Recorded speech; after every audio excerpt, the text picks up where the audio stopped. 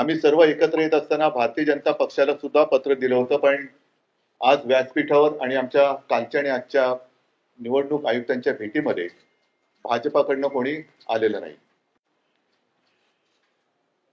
हा विषय जो आहे तो गेल्या विधानसभेपासून सगळ्यांच्या लक्षात यायला लागला आणि एका पत्राचा उल्लेख जयंतरावांकडनं राहिला, तो त्यांनी मला सांगितला. तो म्हणजे विधानसभा निवडणुका ज्या म्हणजे गेल्या वर्षी झाल्या 2024, त्याच्या आधी 19 ऑक्टोबरला एक महिना आधी महाविकास आघाडीकडनं निवडणूक आयोगाला एक पत्र दिलं होतं आणि त्याच्यामध्ये आमचा विषय असा होता की नाव घेऊन अगदी म्हटलं तरी की काही भारतीय जनता पक्षाचे कार्यकर्ते ह्या मतदार यादीशी खेळतात आणि त्याच्यामध्ये काही लोक म्हणजे त्यांना हवे ते घुसवत आहेत, नको ते काढतायत.